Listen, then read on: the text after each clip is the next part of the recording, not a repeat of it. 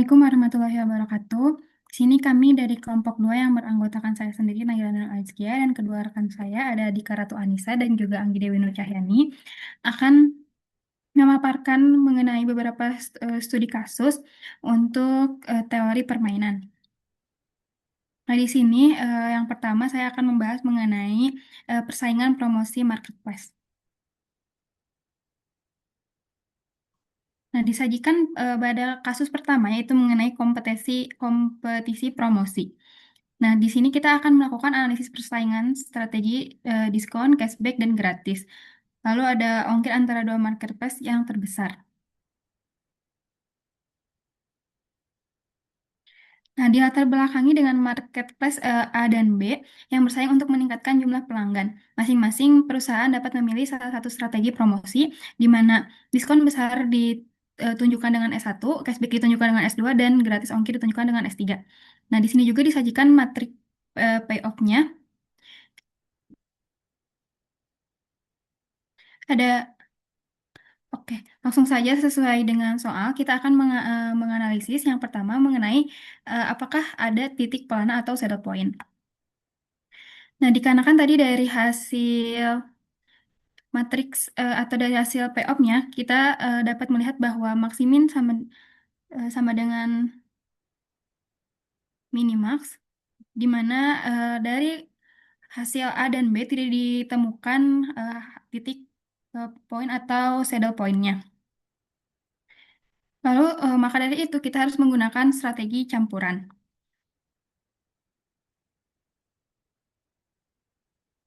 di mana kita melakukan eliminasi atau dari matrik yang sebelumnya sudah ada. Dapat dilihat bahwa kita mengeliminasi strategi di mana S2 bagian A-nya itu hasilnya paling buruk dan S3 yang B-nya juga kita eliminasi sehingga matrik terreduksi yang dihasilkan yaitu berupa 2 kali 2.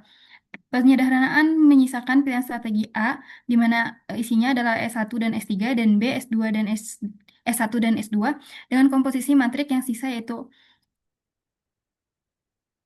A S1, B S1 yaitu 2, A S1, B S2 sama dengan 1, dan A S3 dan B S1 adalah -1, dan A S3, B S2 adalah 2.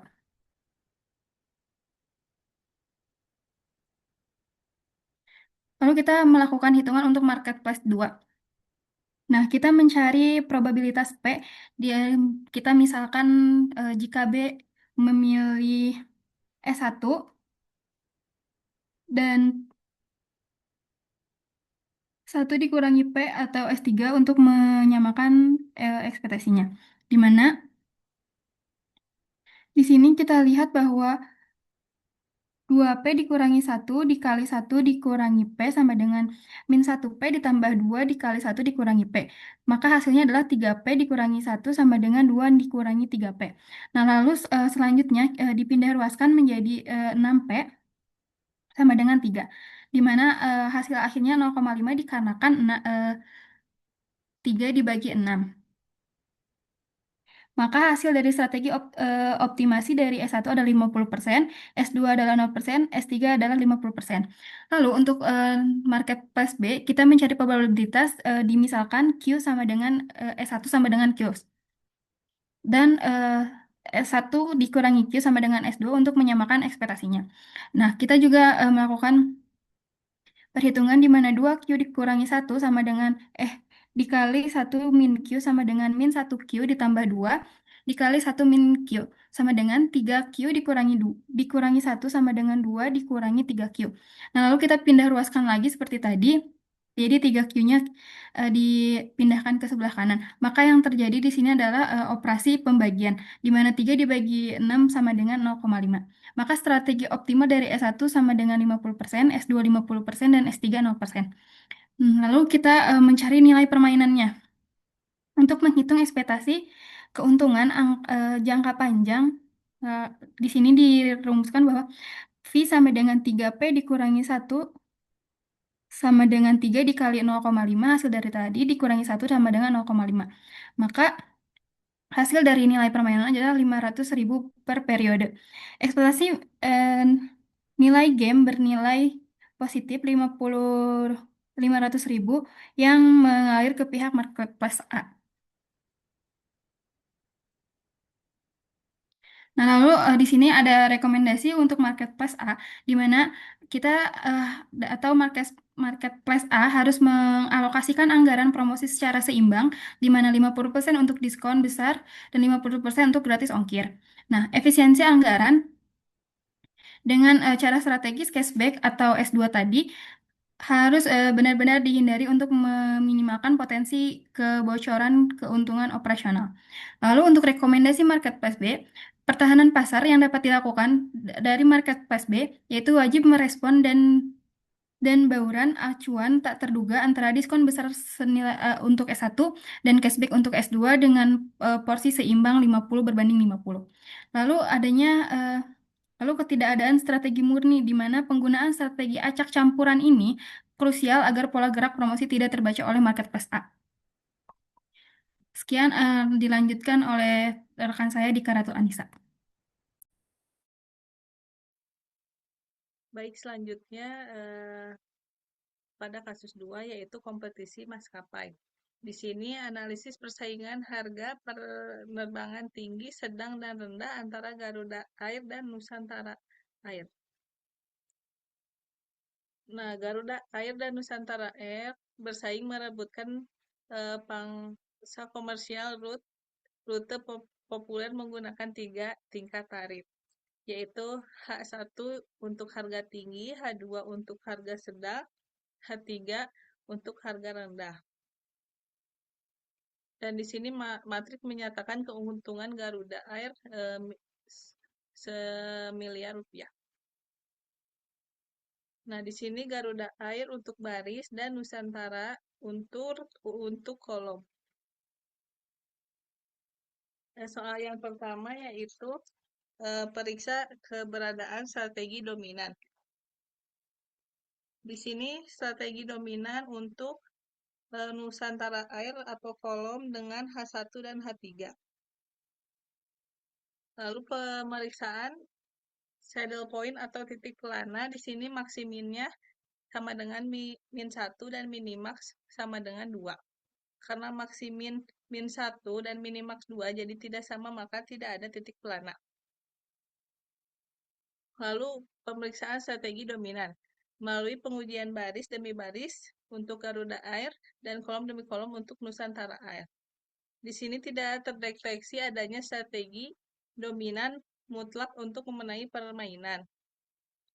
Jadi formulasi reduksi matriks 2x2-nya yaitu berdasarkan evaluasi titik ekstrim minimasi dan maksimasi di lembar kerja. Jadi Garuda membatasi pilihan strategi pada H2 dan H3. Sementara Nusantara membatasi pertahanan pada H1 dan H2. Nah, di sini substitusikan probabilitas Garuda untuk strategi H2 dengan P dan H3 dengan 1 min P.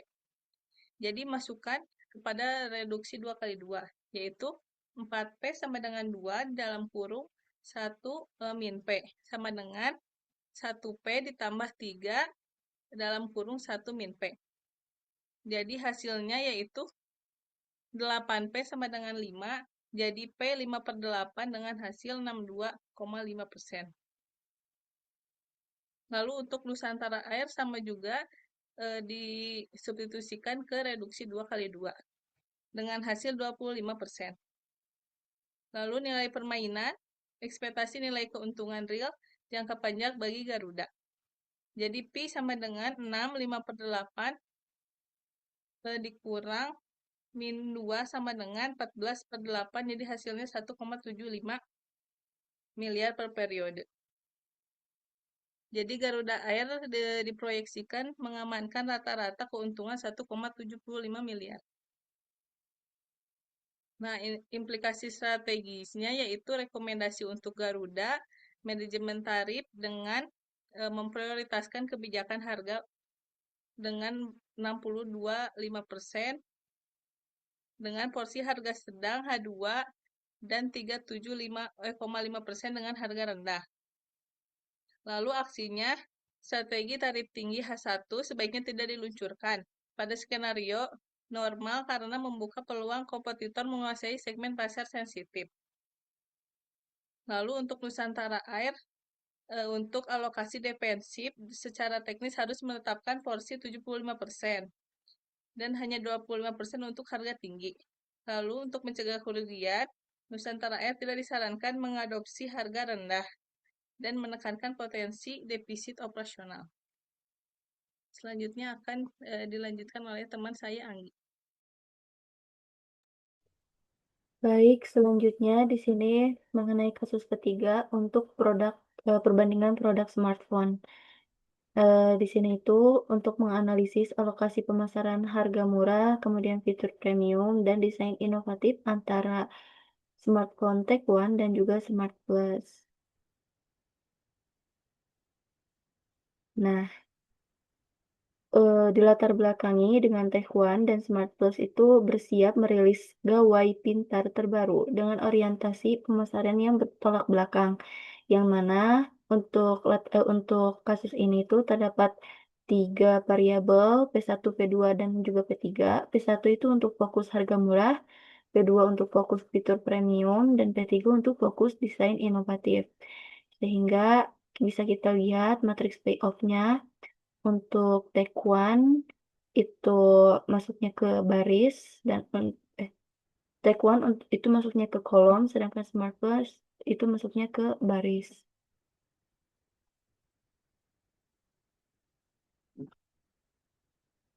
Lanjut. Nah,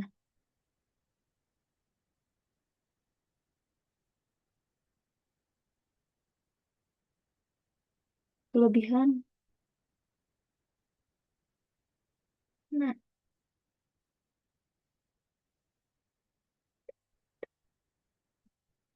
yang udah di sini aja terus. Nah, jadi untuk pertama-tama itu dilakukan analisis apa ya titik pelana atau saddle point yang mana caranya itu dengan kita mencari nilai terkecil di setiap barisnya dan nilai terbesar di setiap kolomnya. Misal untuk P1 terkecilnya itu -2, P2 itu -1, dan P3 itu -2. Nah, untuk setiap kolom kita cari nilai terbesar. P1 di Smart Plus itu 3, kemudian P2-nya itu 4, dan P3-nya itu 5. Sehingga bisa kita asumsikan bahwasanya tidak ada titik pelana atau saddle point yang ditemukan.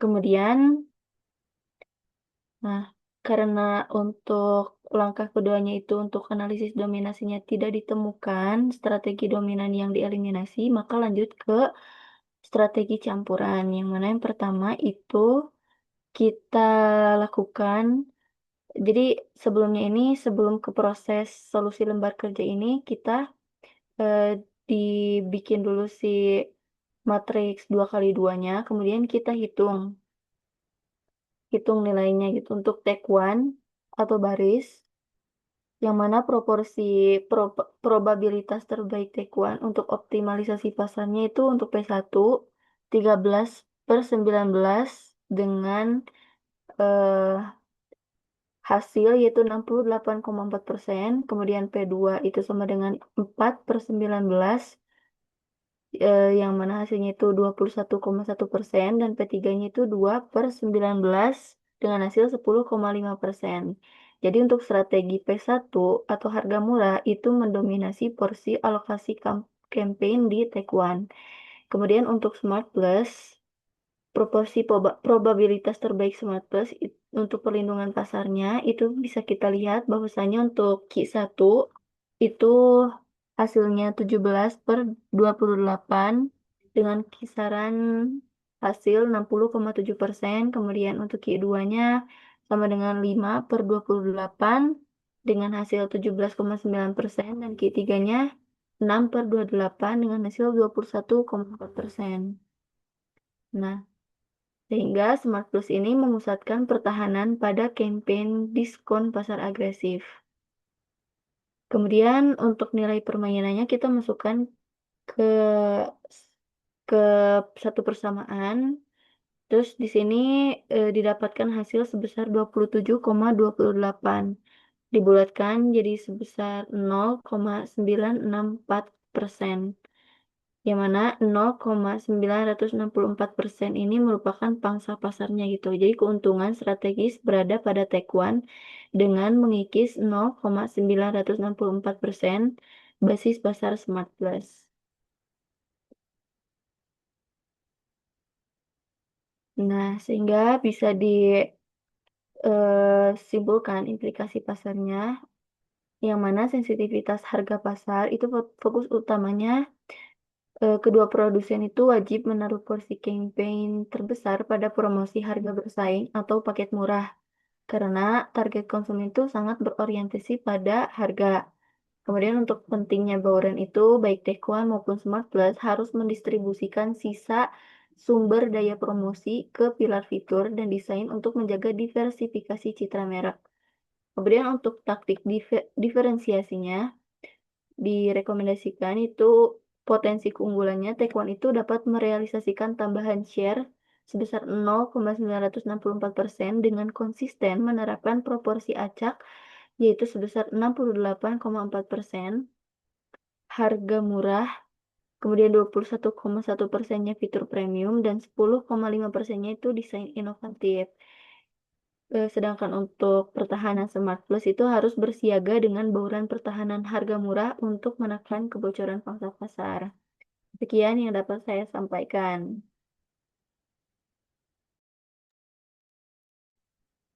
Baik, sekian dari kelompok kami. Mohon maaf apabila ada kekurangan ataupun kurang jelasnya dari setiap eh, penjelasan langkah-langkah. Kurang lebihnya mohon dimaafkan. Wassalamualaikum warahmatullahi wabarakatuh.